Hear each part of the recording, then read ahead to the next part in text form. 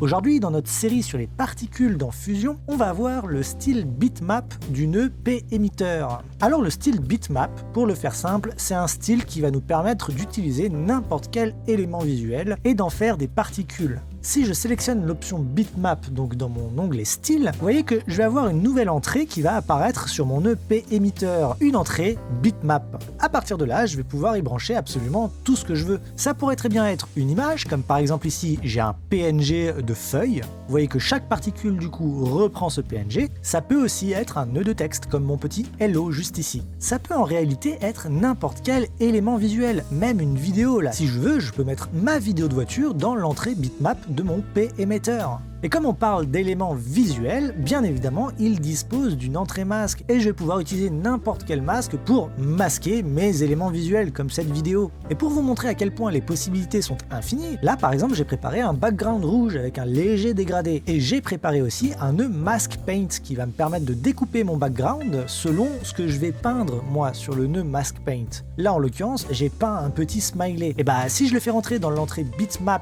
de mon p-émetteur, vous l'aurez deviné, je vais me retrouver avec plein de petits smileys comme particules.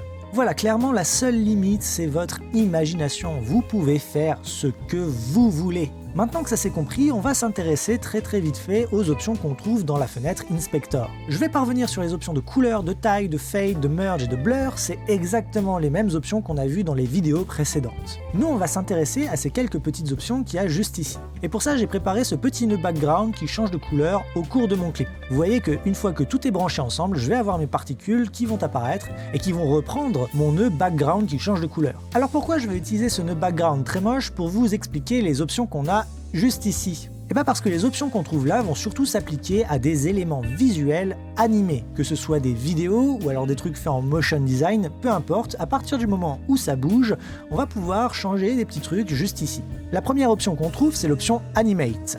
L'option Animate va nous permettre de définir par quel moment notre particule va choisir de commencer sa vie au moment où elle va apparaître.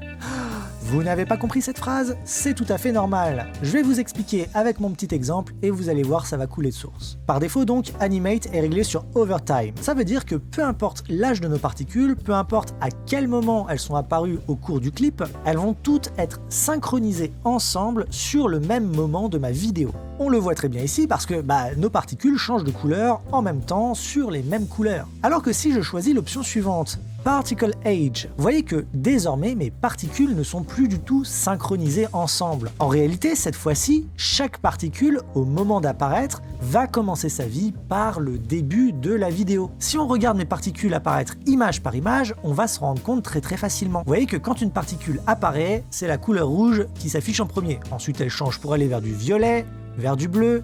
J'en ai une autre qui apparaît rouge, violet, bleu, une autre qui apparaît rouge, violet, bleu, etc.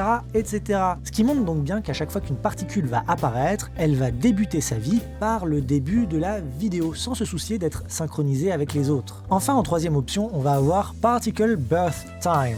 Là, cette fois-ci, mes particules ne vont plus être animées, mais vont rester en image fixe. Ainsi, dès qu'une nouvelle particule va apparaître, elle va hériter de l'image de la vidéo qui est censée apparaître au même moment, et elle va rester bloquée dessus. On le verra plus tard, mais cette option-là, ça va nous être très utile pour automatiser la génération de particules, notamment quand on va vouloir faire de la fumée, en utilisant le nœud Fast Noise. Mais là, je vous tease, je ne vais pas vous montrer ça maintenant. Le paramètre suivant s'appelle le Time Offset. Et là, c'est tout con, c'est ce qui va nous permettre de décaler la vidéo qui apparaît dans nos particules par rapport à la vidéo d'origine.